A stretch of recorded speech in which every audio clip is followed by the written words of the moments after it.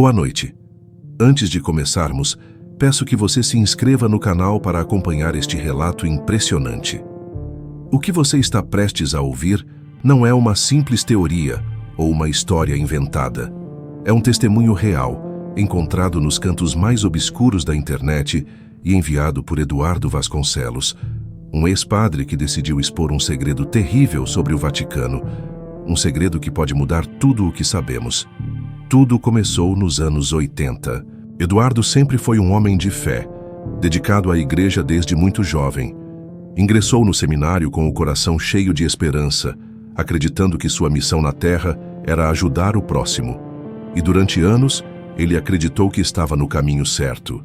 Viu milagres, participou de ações de caridade, sentiu o poder da bênção e da oração em inúmeras ocasiões. Mas, conforme o tempo passava, algo começou a incomodá-lo. Não era algo que pudesse ser facilmente explicado. Era uma sensação, um sussurro no fundo da alma, um alerta silencioso de que havia algo mais. Algo sombrio. Algo que ninguém comentava, mas que pairava sobre os altos muros do Vaticano como uma sombra invisível. No início, ele tentava ignorar. Afinal, como duvidar do coração espiritual da fé cristã? O Vaticano era, para ele, o trono da verdade divina. Mas havia detalhes, pequenos, quase imperceptíveis, mas que começaram a se acumular. Símbolos ocultos em altares, orações feitas em línguas que ele jamais ouvira, expressões tensas no rosto de cardeais veteranos durante determinadas cerimônias. Tudo isso passava despercebido para os olhos inocentes, mas para Eduardo, que observava cada vez com mais atenção, era impossível ignorar. A fé começou a dar espaço à curiosidade. E a curiosidade, à desconfiança. Foi então que conheceu o padre Giovan, um brasileiro que havia vivido por mais de uma década em Roma e tinha acesso privilegiado a áreas restritas do Vaticano.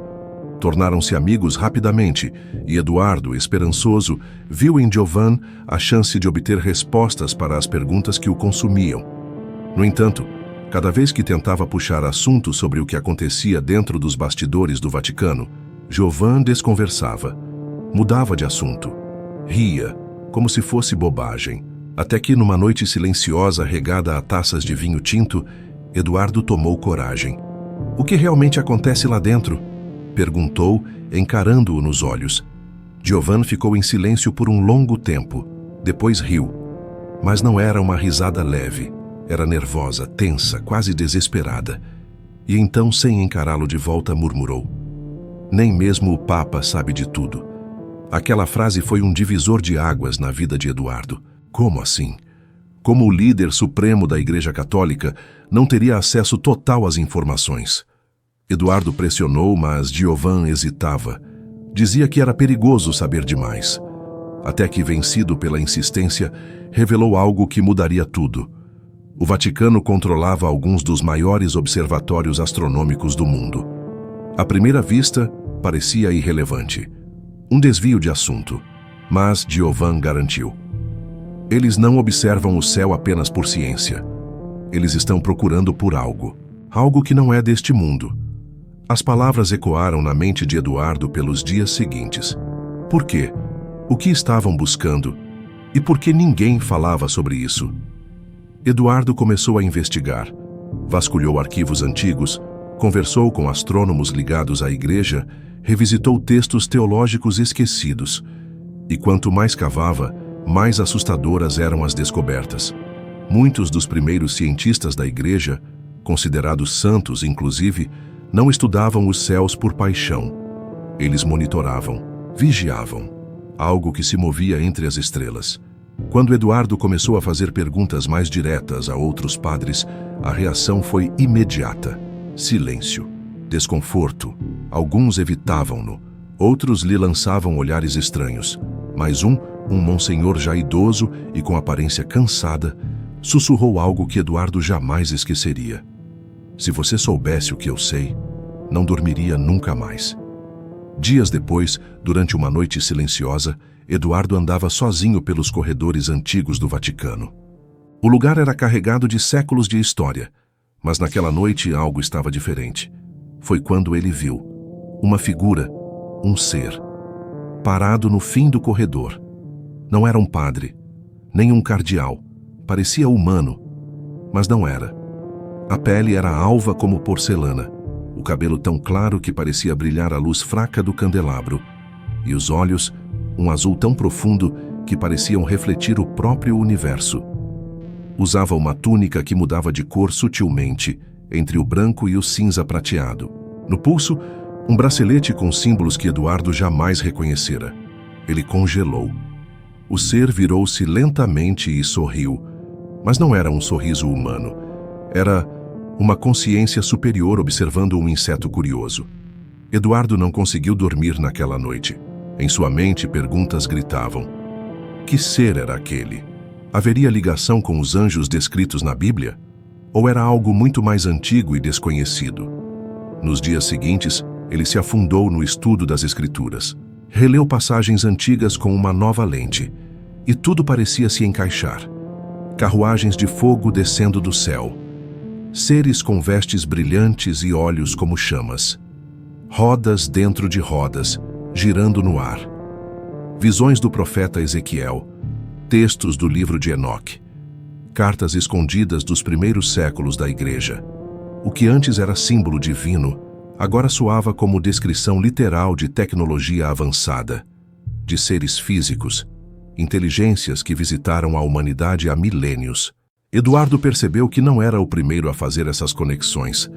Textos classificados, escondidos em seções restritas da Biblioteca do Vaticano, faziam menção a guardas celestiais, vigias silenciosos, presenças que não morrem. E então, um documento chamou sua atenção. Um dossiê marcado como Arquivo 1962, Projeto Lu. A pasta era espessa, repleta de anotações. Descrevia uma reunião confidencial entre membros da Santa Sé e um seleto grupo de astrônomos. A pauta? Um contato não terrestre. Entidades não humanas, com aparência semelhante à que Eduardo vira. Altos, pele pálida, olhos intensos. Eles haviam aparecido antes, várias vezes, sempre em momentos cruciais da história. A ficha de Eduardo caiu. O Vaticano sabia. Há séculos.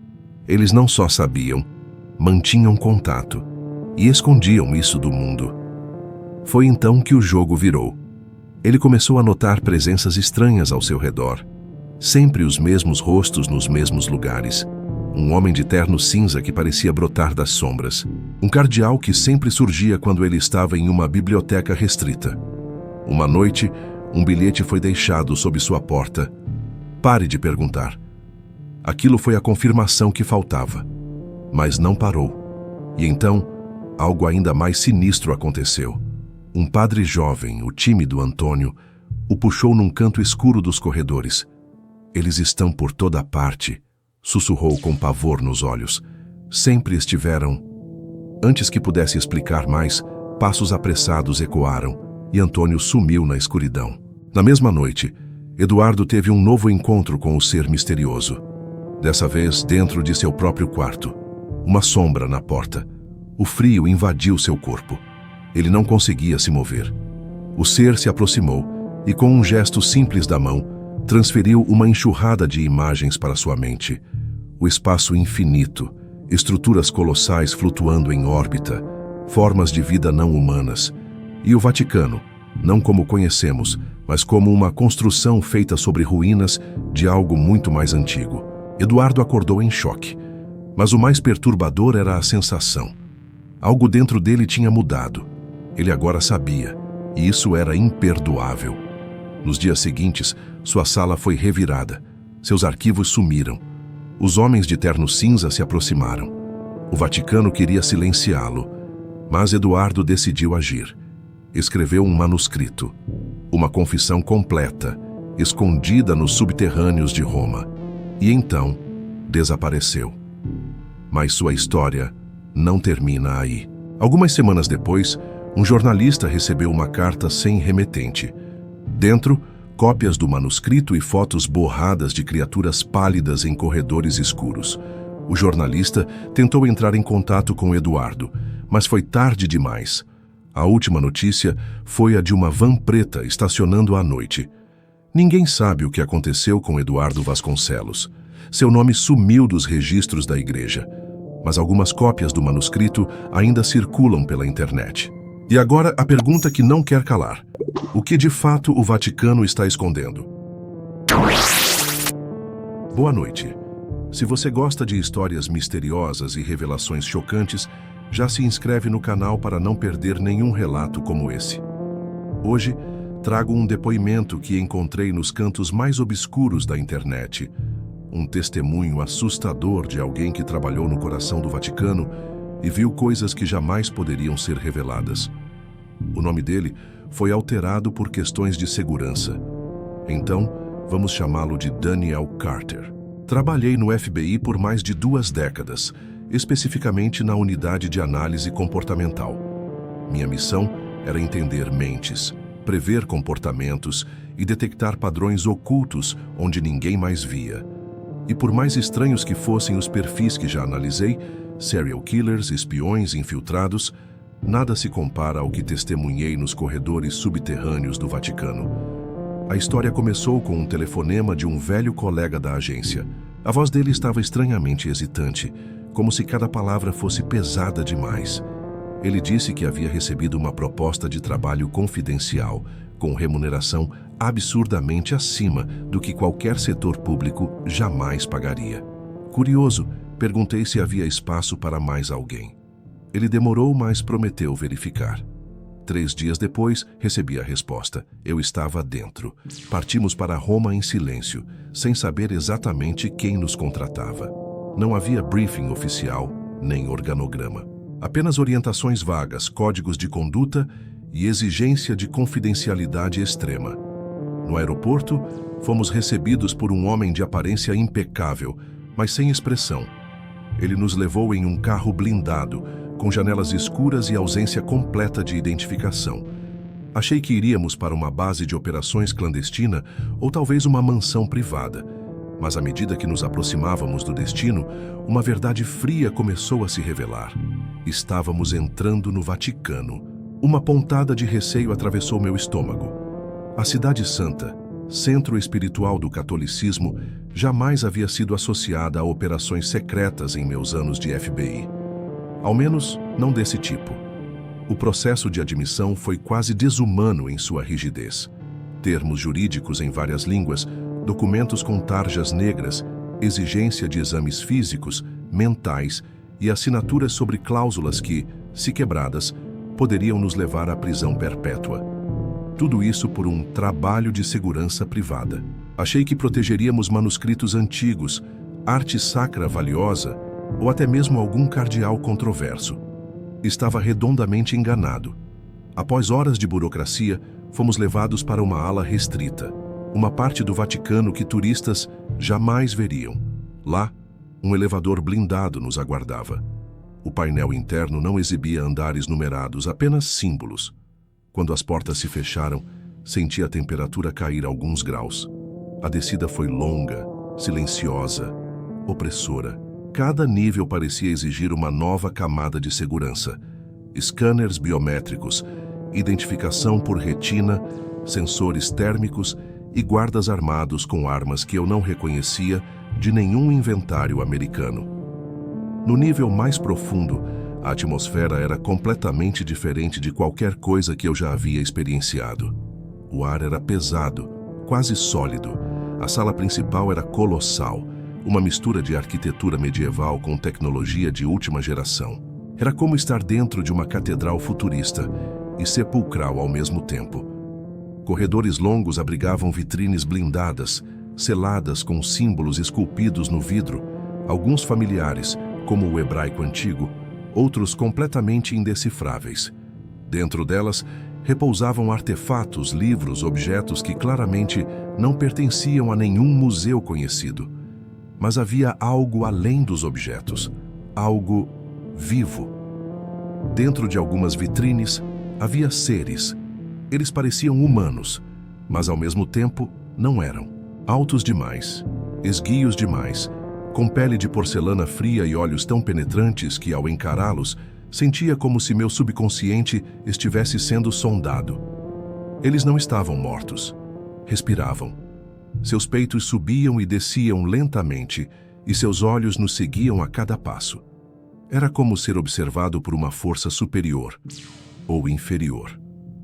O guarda que nos acompanhava apenas murmurou com voz seca: "Não se aproximem demais. Eles não são homens normais." A rotina ali era espartana.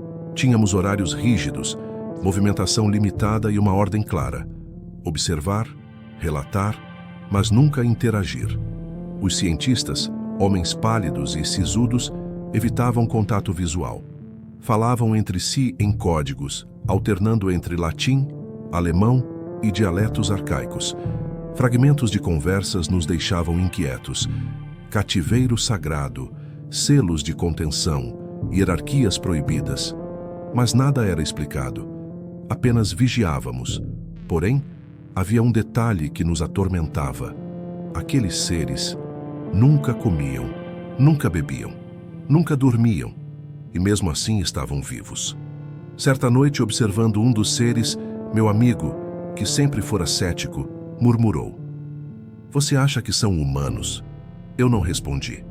Os traços daquele ser à nossa frente eram perfeitos, quase esculpidos em mármore, mas havia algo em seu olhar, algo que nenhum humano poderia reproduzir.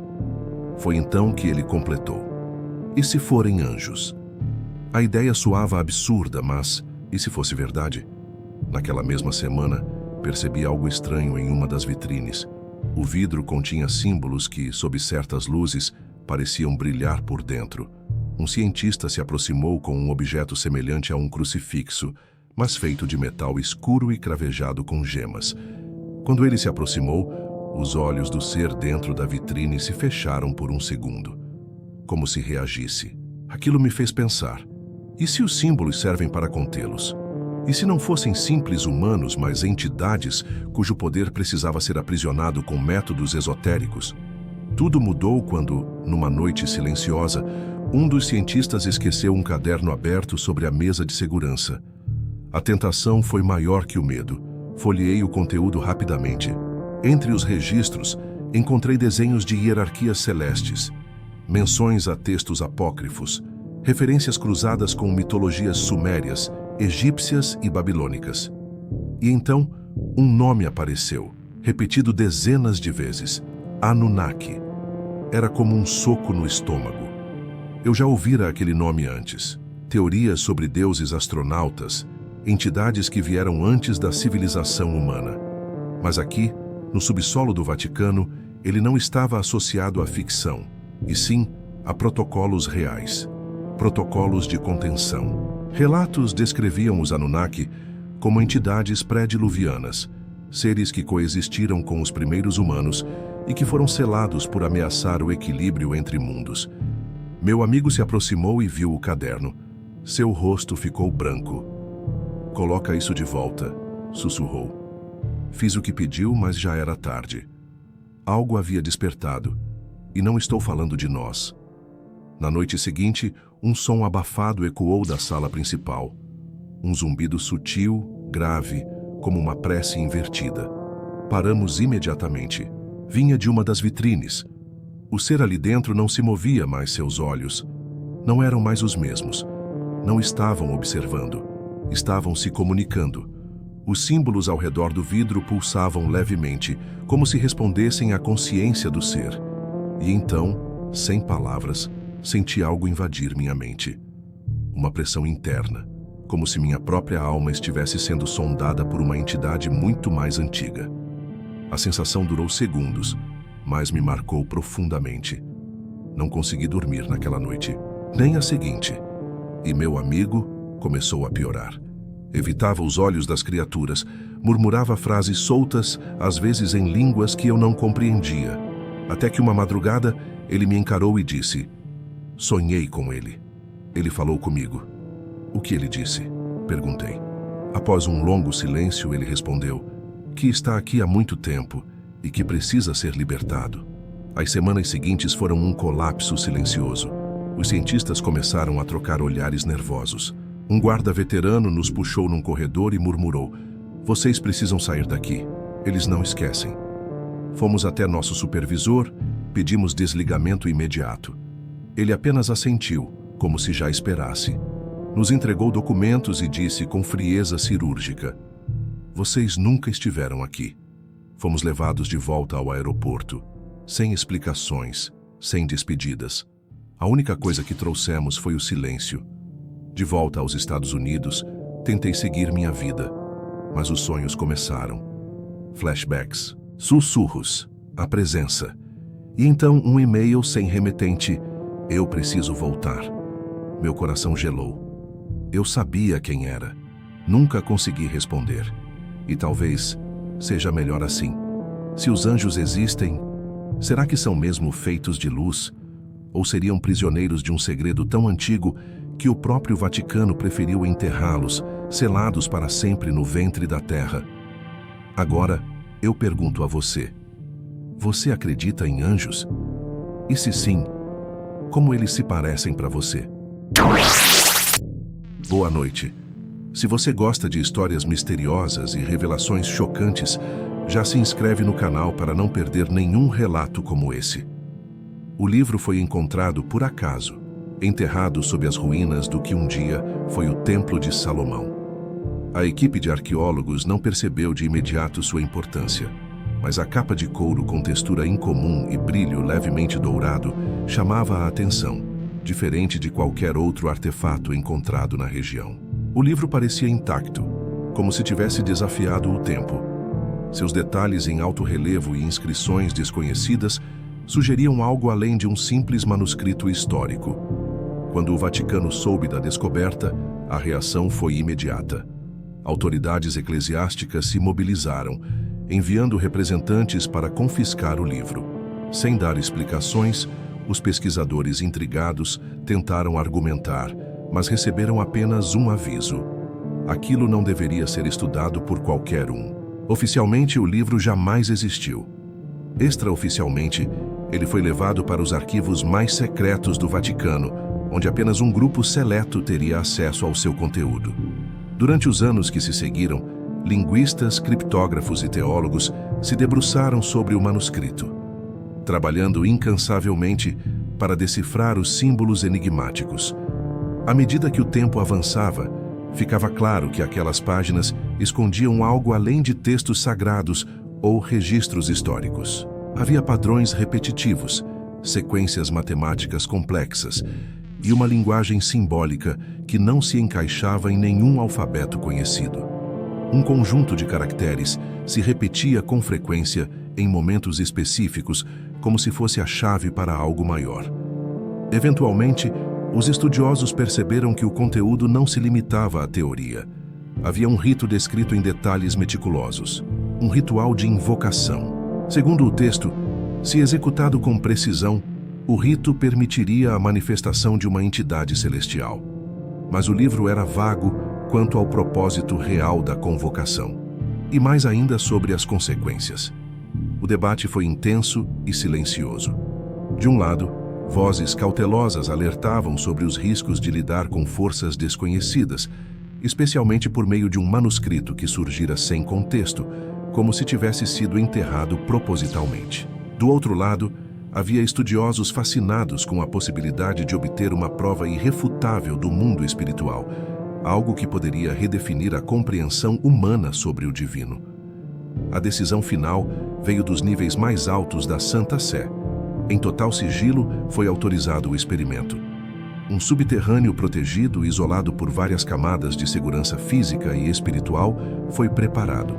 Símbolos do manuscrito foram replicados com extrema precisão no chão, utilizando materiais consagrados. O espaço foi cuidadosamente selado. Apenas um grupo extremamente restrito foi autorizado a entrar: clérigos, estudiosos, cientistas e especialistas em línguas mortas. Na data marcada, o ritual começou. Cânticos em uma língua esquecida ecoaram pelas paredes de pedra. O ar parecia vibrar a cada palavra proferida, como se o próprio ambiente estivesse consciente da cerimônia. As luzes tremeluziam e o tempo parecia desacelerar. Gestos ritualísticos foram executados em sequência. formando uma coreografia antiga demais para ser compreendida. Os presentes se entreolhavam com ansiedade, mas ninguém ousava interromper. Então, uma energia pulsante tomou conta do ambiente. Um calor súbito preencheu a sala, e uma luz ofuscante brotou do centro do círculo ritualístico. Lentamente, essa luz começou a se condensar. Primeiro em partículas dispersas, depois em uma forma humanoide. E quando a luminosidade se dissipou, uma figura estava ali. Mas ela não se parecia com nada do que os textos sagrados descreviam. Não havia asas, nenhuma auréola, nenhuma aparência tradicionalmente associada aos anjos. Era uma presença de beleza sobrenatural, mas inquietante. Seu rosto parecia indefinido, como se a realidade evitasse fixar seus traços. Os olhos eram profundos demais, como se carregassem eras. Usava um manto cinza, longo e imaculado, que parecia flutuar suavemente mesmo sem vento. A criatura não falava, mas sua presença era avassaladora. Nenhuma palavra foi dita por minutos eternos. Um dos teólogos, tomado por uma mistura de reverência e pavor, se aproximou levemente e com voz hesitante perguntou: "Você nos entende?" A entidade virou lentamente o rosto. Não havia raiva nem gentileza, apenas neutralidade. Seus olhos o analisaram com frieza cirúrgica. Então, um leve movimento com a cabeça. Nem um sim, nem um não. Um gesto que estava entre o reconhecimento e o silêncio absoluto. O grupo começou a folhear o manuscrito em busca do vocábulo certo. Havia indicações de que um nome específico era necessário para estabelecer a comunicação, mas ninguém sabia pronunciá-lo com exatidão. Tentativas foram feitas. Palavras ditas em tons distintos, tons alterados, reverberações lidas diretamente das páginas. A criatura observava tudo com calma quase clínica. Após algumas tentativas, ela ergueu uma das mãos e lentamente começou a gesticular. Seus gestos eram precisos, como se ensinasse uma linguagem esquecida. Em seguida, murmurou palavras em um idioma que vibrava mais na mente do que nos ouvidos. A comunicação, embora difícil, foi se estabelecendo. "Você é um anjo?" perguntou um dos estudiosos. A entidade demorou a responder. Seus olhos brilharam com uma intensidade inquietante. Quando finalmente falou, sua voz ressoou como um eco que parecia vir de dentro do peito de cada pessoa presente. "Sou apenas um servo, nem do bem, nem do mal. Apenas cumpro ordens." O impacto dessas palavras foi como uma explosão silenciosa. Toda a estrutura tradicional de anjos e demônios parecia desmontar-se ali mesmo. "Quem são seus superiores?" insistiu o teólogo. A entidade não respondeu de imediato. Seu olhar se fixou em um ponto invisível. "O mundo espiritual não é como vocês imaginam. Há níveis, há estruturas. Eu sou apenas uma peça pequena." Um arrepio coletivo percorreu a espinha de todos. A criatura os encarou e completou: "Foi um erro me chamar." Embora sua voz permanecesse serena, algo havia mudado. Sua presença parecia mais densa, mais pesada. "Vocês abriram uma porta que não deveriam. Agora sabem que isso é possível. Mas quem tentar novamente não terá o mesmo resultado." O silêncio tomou conta. Ninguém sabia se aquilo era um aviso simbólico ou uma ameaça real. O teólogo, num último esforço para entender, perguntou: "O que acontece com quem tentar novamente?" A entidade desviou o olhar e disse, sem alterar o tom: "A morte virá." Antes que mais perguntas fossem feitas, seus olhos mudaram. Tornaram-se como buracos no tecido da realidade. "Já estive aqui antes", murmurou. Aquela frase congelou todos. O que significava? Quantas vezes aquilo já havia acontecido? Em que outras épocas? E por quê? A entidade então tocou o próprio peito com uma das mãos.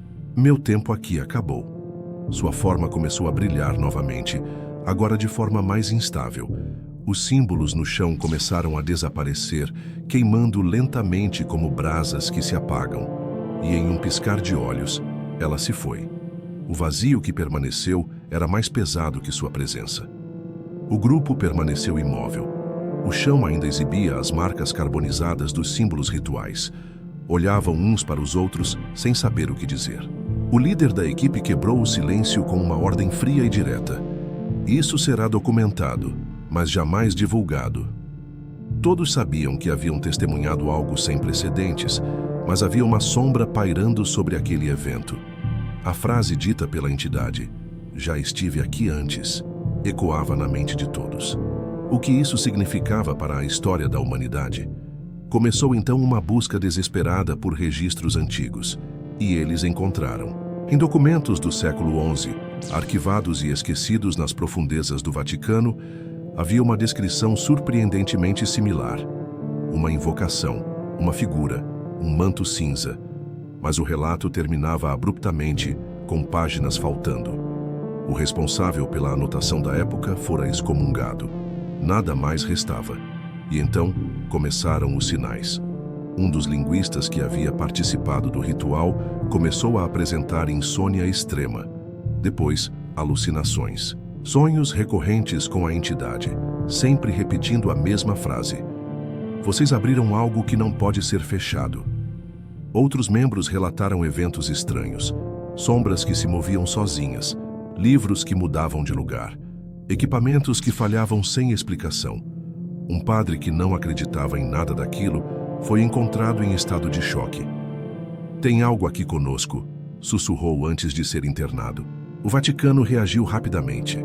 Selaram o livro em uma câmara subterrânea revestida com chumbo, enterrada nas profundezas dos arquivos secretos, protegida por rituais cujas origens poucos compreendiam.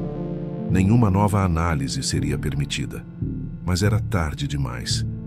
Aqueles que haviam estado na sala sabiam que o problema não era o livro. O conhecimento havia sido libertado. Alguns foram enviados para mosteiros. Outros simplesmente desapareceram. O linguista, anticético, implorava para nunca mais ser exposto ao manuscrito. "Precisamos esquecer", repetia. Mas nem todos estavam dispostos a abandonar o mistério. Um dos pesquisadores decidiu continuar. Achava que o livro escondia mais que um ritual. Havia ali uma estrutura completa, como um mapa espiritual. Dias depois, desapareceu. Sem arrombamento, sem vestígios. Apenas uma página do manuscrito sobre a mesa, com um símbolo que jamais havia sido visto antes. Oficialmente o caso foi abafado. Mas entre os poucos sobreviventes, uma ideia crescia. E se o ritual não fosse um chamado, mas uma resposta? E se a entidade não tivesse sido invocada, mas atendida? Algo, ou alguém, do outro lado já esperava por esse contato. Talvez incentivasse esse contato. Talvez tivesse plantado aquele livro. Nos últimos registros, um manuscrito escrito à mão pelo próprio linguista foi entregue a um círculo de guardiões secretos. Nele, uma única advertência no final. Se este livro for encontrado novamente, queime-o. Não tente lê-lo, não tente entendê-lo e, acima de tudo, jamais tente usá-lo. Hoje, ninguém sabe ao certo onde o livro está. Talvez ainda esteja lacrado sob toneladas de pedra no Vaticano. Ou talvez tenha caído em mãos erradas. Mas uma coisa é certa: algumas portas, uma vez abertas, não podem mais ser fechadas. E algumas perguntas, uma vez feitas, não têm volta. Boa noite. Antes de começarmos, inscreva-se no canal para não perder essa história inacreditável. Era uma noite silenciosa, dessas em que o vento parece sussurrar segredos antigos pelas frestas das janelas. Antes de começarmos, eu preciso avisar. O que vou compartilhar agora não é apenas uma história, é um alerta. Uma revelação que, se verdadeira, pode mudar para sempre a forma como você enxerga a realidade. Meu nome real não pode ser dito, mas você pode me chamar de Elias Werner. Esse nome é fictício e é a única proteção que tenho. Por muitos anos trabalhei em arquivos que não existem para o público comum. Manuscritos antigos, traduções de textos proibidos, documentos que jamais deveriam ver a luz do dia.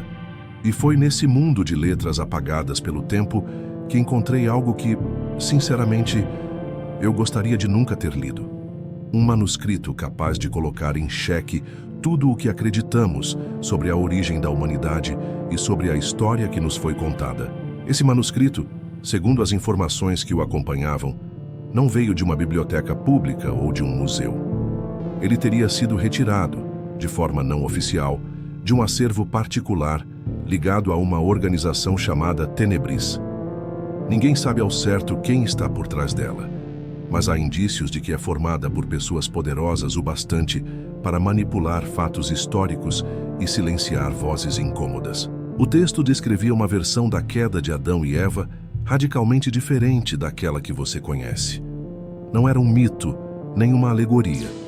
Era um evento real, que não apenas marcou o fim de um paraíso, mas redesenhou toda a estrutura da nossa realidade. A humanidade, segundo esse documento, não apenas caiu, ela foi aprisionada, colocada sob vigilância constante, impedida de recuperar aquilo que o texto chamava de a essência primordial. A revelação mais perturbadora vinha de um trecho que falava sobre os guardiões. De acordo com o manuscrito, Satanás e suas legiões não seriam apenas figuras simbólicas, mas administradores dessa prisão. Não anjos ou demônios como imaginamos, mas seres cuja função é garantir que nenhuma alma escape. Eles não usam grades ou correntes. Usam algo muito mais sofisticado, a própria realidade como jaula. Em outras palavras, o mundo físico que percebemos seria apenas uma camada de um sistema de controle. Uma ilusão projetada para nos manter em um ciclo infinito de ignorância, esquecimento e reencarnação. No início, pensei que fosse apenas mais uma teoria conspiratória bem elaborada. Mas à medida que cruzava essas informações com textos apócrifos e tradições espirituais antigas, percebi um padrão inquietante. Diferentes culturas, separadas por séculos e continentes, falavam sobre algo parecido. Um véu que separa o homem da verdade.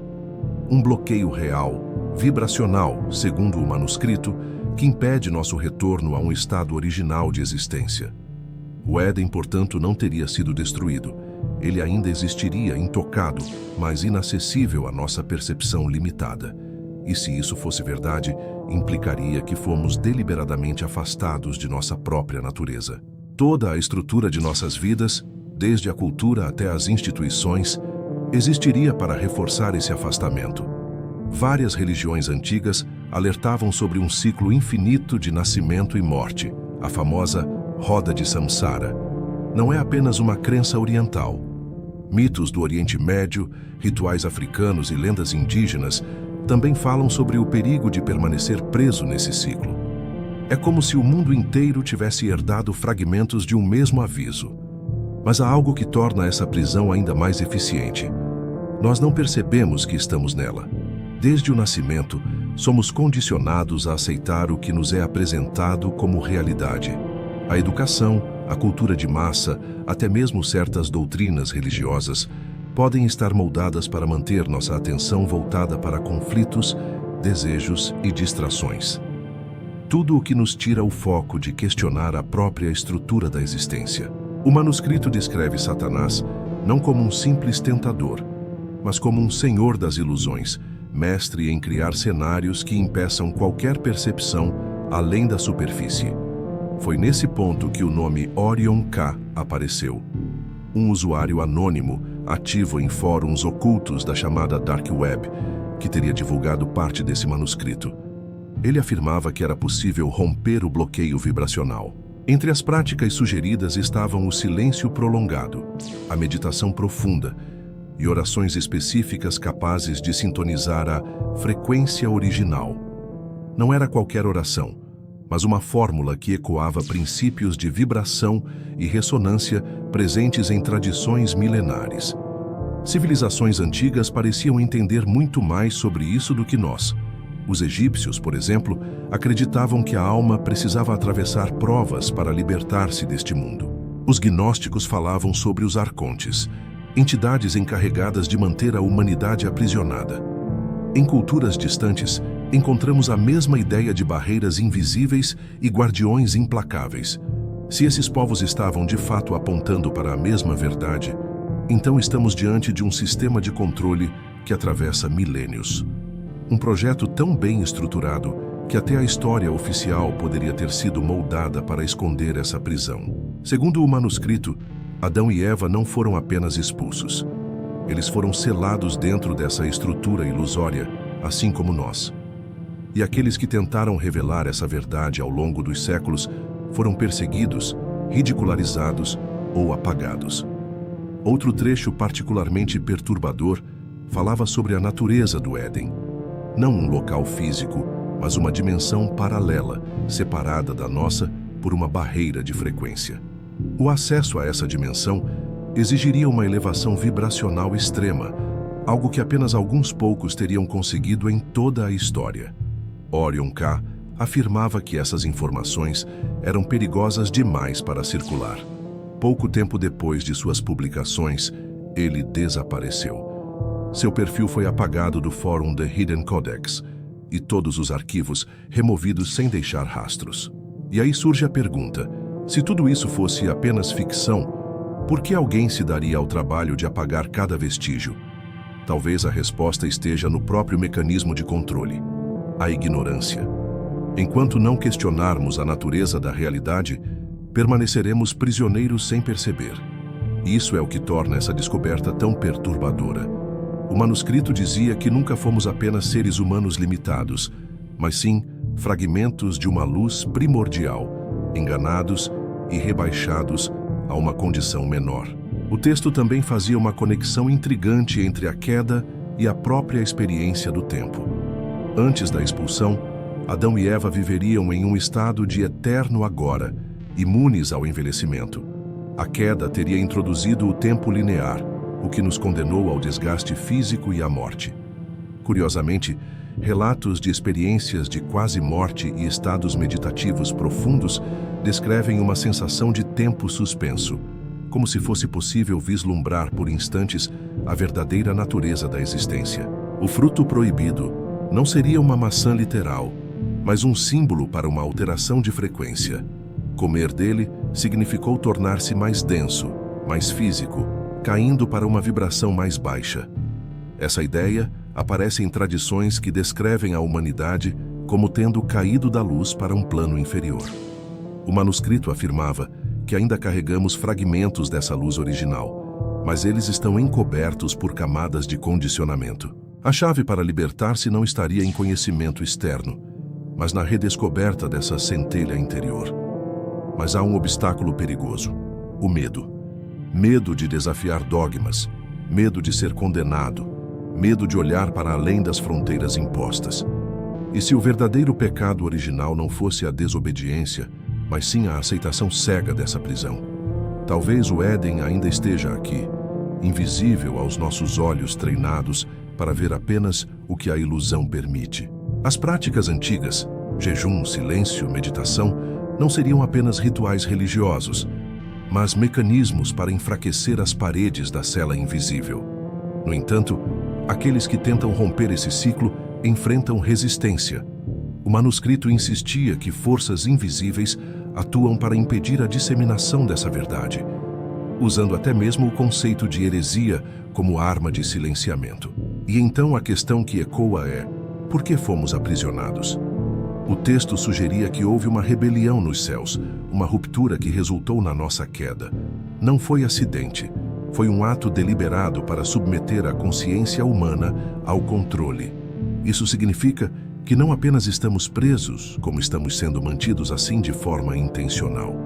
Orion K. sumiu, mas suas palavras permanecem. Ele dizia que a prisão mais eficiente é aquela em que o prisioneiro acredita estar livre. Talvez estejamos vivendo exatamente isso. Talvez a chave sempre tenha estado dentro de nós, mas fomos ensinados a nunca procurá-la. E agora que você sabe, a escolha é sua: continuar vivendo como antes, ou começar a buscar por conta própria. Mas lembre-se, uma vez que a verdade começa a se revelar, não há como voltar atrás. O despertar é irreversível. Você está pronto para ver além da ilusão? Boa noite. Antes de começarmos, inscreva-se no canal para não perder essa história inacreditável. O que você está prestes a ouvir não é ficção, mas um relato mantido em segredo por gerações. Meu nome é Marco Antonelli, e o que vou contar foi revelado por uma mulher chamada Aurélia Vitória, que recebeu essa história de seu irmão no leito de morte. A verdade por trás do que o Vaticano encontrou no Egito é algo que nunca deveria ter vindo à tona. Nos anos que se seguiram à famosa expedição de Napoleão ao Egito, arqueólogos, aventureiros e saqueadores percorriam as areias em busca de tesouros escondidos. Pirâmides eram reviradas, templos eram explorados, mas entre todo o ouro e artefatos, um grupo pequeno de estudiosos encontrou algo completamente diferente. Em uma das câmaras mais profundas de uma pirâmide pouco conhecida, eles localizaram um papiro singular. Seus símbolos, gravados em hieróglifos incomuns, não correspondiam a nenhum sistema de escrita catalogado. Sem tradutores à altura, ninguém sabia ao certo o que estava escrito. Mas havia algo naquele documento que chamou a atenção. Uma repetição insistente de um termo, Aku. Para os antigos egípcios, essa palavra significava os iluminados e era reservada apenas para entidades divinas, não para humanos comuns. O papiro não ficou em posse dos arqueólogos por muito tempo. Agentes infiltrados do Vaticano, que há décadas monitoravam descobertas arqueológicas no Egito, tomaram o artefato e o enviaram em sigilo absoluto para Roma. Lá, especialistas e criptógrafos foram designados para decifrar o texto. A tradução preliminar falava de um ser imortal, aprisionado há milênios em uma tumba construída com pedra negra que não é deste mundo. O Vaticano acreditou inicialmente que poderia se tratar de um faraó ou sumo sacerdote de uma dinastia desconhecida, mas havia detalhes perturbadores. O papiro descrevia asas, luz e uma voz que ensinara a beleza, a arte e a engenharia aos filhos do Nilo.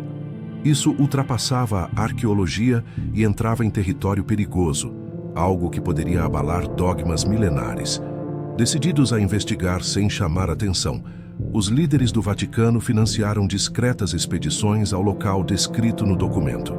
Por anos, nada foi encontrado além de corredores bloqueados e armadilhas antigas, até que, em uma incursão realizada sob o máximo sigilo, a equipe chegou a uma câmara completamente isolada, sem qualquer entrada aparente. No centro, repousava uma tumba que parecia ter sido esculpida em um único bloco de material negro e reluzente, semelhante à obsidiana, mas com propriedades desconhecidas. A estrutura não tinha fissuras, tampas evidentes ou encaixes, apenas símbolos gravados em toda a superfície, figuras geométricas e marcas que provocavam uma estranha inquietação em quem as observava. Levaram semanas para encontrar um método de abertura e, finalmente, com o esforço de mais de 20 homens, a tampa começou a deslizar lentamente. O que se seguiu foi indescritível. Uma nuvem de pó dourado escapou da tumba, iluminando a câmara por alguns segundos. Sem saber, os arqueólogos e membros da expedição respiraram a substância. Quando a poeira se dissipou, todos ficaram imóveis diante da visão. Ali, perfeitamente preservado, jazia um corpo humanoide de proporções imponentes. Pele clara, cabelos dourados, feições impecáveis e nas costas, duas asas imensas, com textura que lembrava uma fusão de carne e pedra esculpida. Não havia sinais de decomposição, como se o ser tivesse sido colocado ali ontem. Alguns caíram de joelhos e começaram a rezar. Outros tentavam, sem sucesso, encontrar uma explicação lógica. O Vaticano agiu imediatamente. A ordem foi lacrar a tumba e preparar o transporte do corpo para Roma. Mas nos dias seguintes, algo estranho começou. Os homens que respiraram o pó dourado adoeceram. Primeiro febres altas, depois delírios e colapsos repentinos. Em poucos meses, a maioria estava morta. Oficialmente, a causa foi atribuída a infecções desconhecidas, mas os poucos sobreviventes acreditavam em algo mais. Uma espécie de marca deixada pelo contato com o conteúdo da tumba. Um desses sobreviventes foi Vitório, irmão de Aurélia Vitória. No leito de morte, ele revelou tudo a ela, desde a descoberta do papiro até a abertura da tumba. Contou que cientistas do Vaticano extraíram um líquido do corpo para análise, mas nunca conseguiram compreender sua composição. Quando Aurélia perguntou o que ele achava que a criatura era, Vitório hesitou antes de responder. Um anjo, ou algo ainda mais antigo. Ele não sabia dizer se era um mensageiro celestial ou um ser caído. Antes de morrer, fez uma revelação ainda mais perturbadora.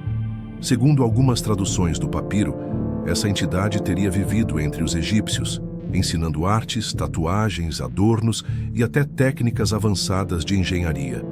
Mas, em algum momento, foi aprisionada e isolada. O motivo permanecia um mistério. Aurélia carregou esse segredo em silêncio por anos, mas, após a morte do irmão, começou a notar sinais de que estava sendo vigiada.